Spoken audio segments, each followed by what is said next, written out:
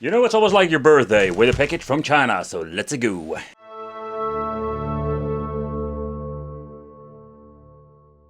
I have no idea, because sometimes you have these high quality products and some of them are pretty damn bad.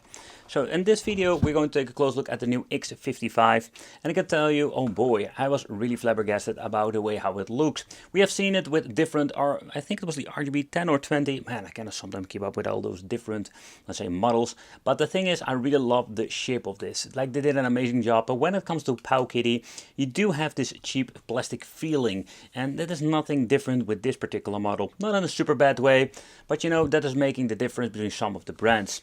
So in here we're going to get ourselves the toilet paper manual deluxe, like always, but not a lot of explanations. There is English at the other side. Yeah, just explains how everything works, but most of the things are quite obvious. In here we're going to get ourselves the Type-C connection, and that's it. Oh, this thing smells really nice. Nevertheless, there is nothing nicer than new stuff from China. Yep, and like to sniff it.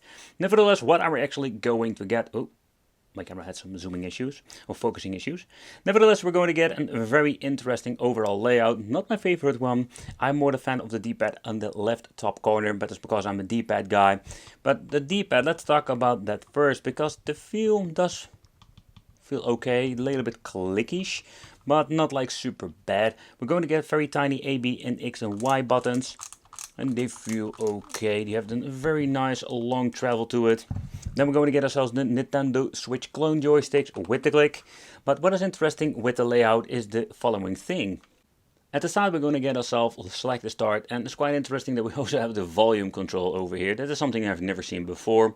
At the bottom part we're going to get two TF slots, one for the OS and another one for the gains. But take consideration, they are most of the time using these very strange brands, or like non-brands at all. I think this is an overall problem, simply because these things can get corrupted fairly easy.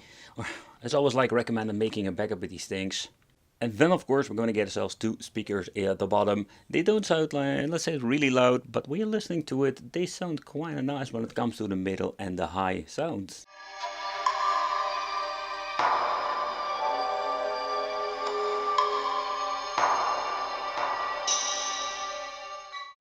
Okay, then we're going to get ourselves the reset over here. If you have any problems, you can reset the system fairly easy. As you can still remember with the first generation of handhelds, you always have like this tiny button that you can use a pen for or a tool.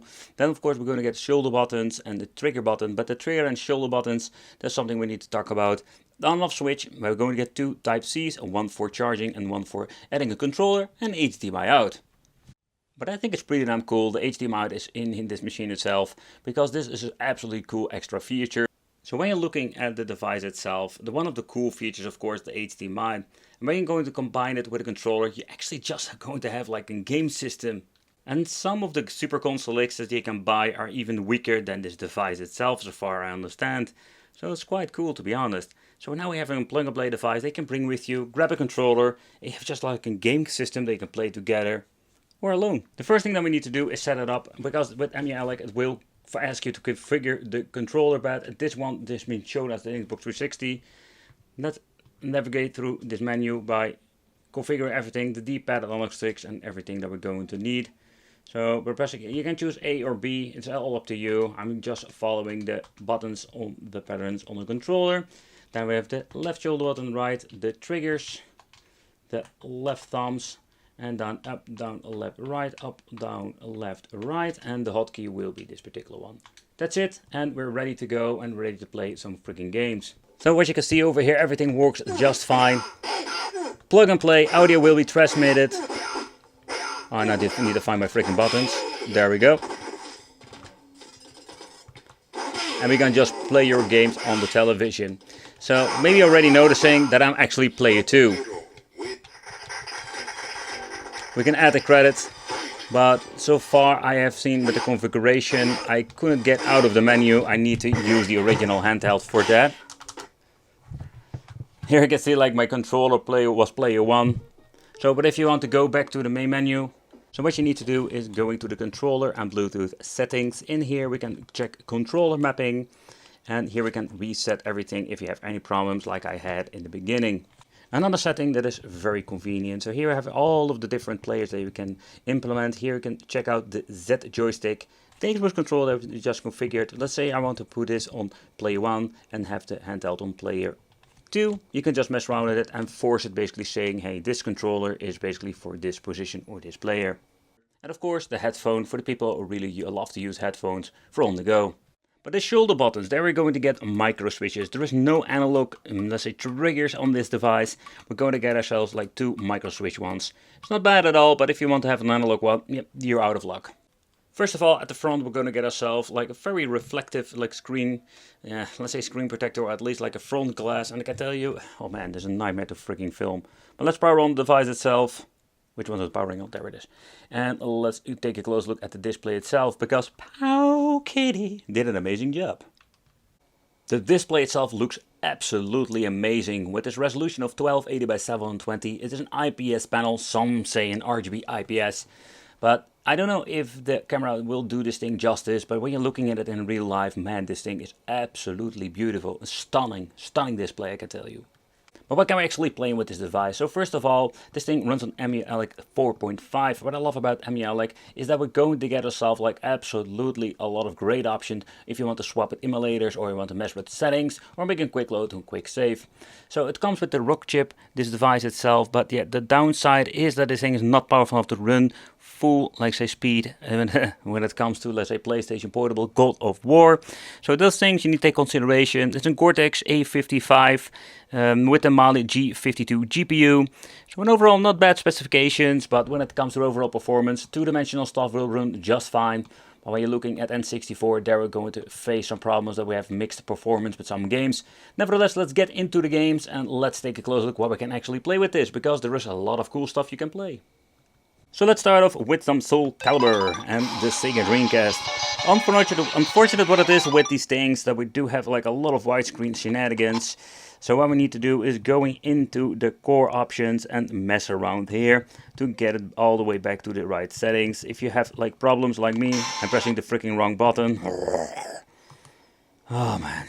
Yep, okay. I completely messed it up now. Yep, there we go. You can make a quick load, quick save. You can go all the way back to the video layout if you want to mess around with this. On-screen overlay, we don't want to do that. But here you can change out the aspect ratio, core options.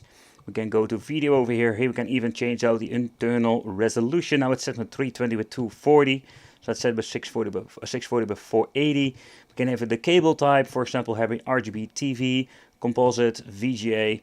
So we can mess around with a lot of over here. Let's take a look at the aspect ratio somewhere here that we can mess around with it, because this looks pretty damn awful. Let's see if we can still run the game on better resolution.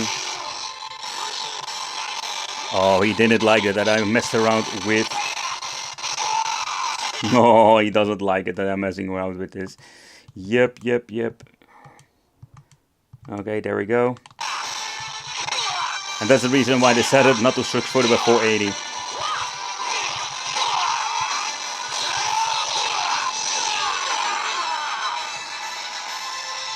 Press select start, bring you back to the main menu. The thing is, you need to always tinker with it, because sometimes it's not working like it should be.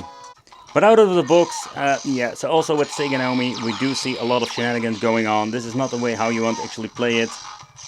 The thing that we can maybe try is just to mess around with the cores. Just see if we can mess around with that. But I'm quite surprised that it didn't even like double check it, that everything have been set like it should be. Here we're having the different kind of options. It has been set to flycast. Normally we don't have a lot of problems with that. The thing that we can do is mess around with some other things. Check out if we're having like some speed ups. But so far we can set this to off. But will give me my minor boost.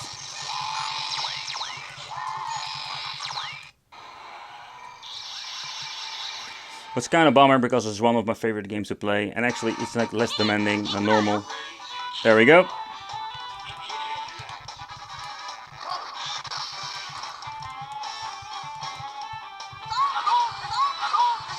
So what you do notice with the D-pad itself, it's a long travel D-pad, so the input response is completely different.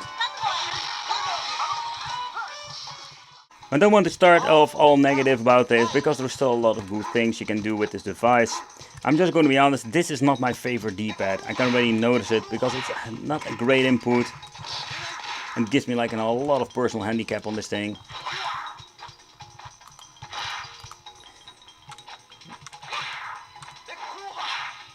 So for fighting games, it is not my favorite one. Reset! The Powkiddy X55 comes with a 4000 mAh built-in battery and very fast rock chip, but when it comes to the overall performance, there I felt that the Powkiddy X55 is just your typical handheld. Very comfortable form factor, not a great D-pad, does have like very good analog sticks. The overall performance is not bad itself, but for the money, I think this is what we're going to get in the end.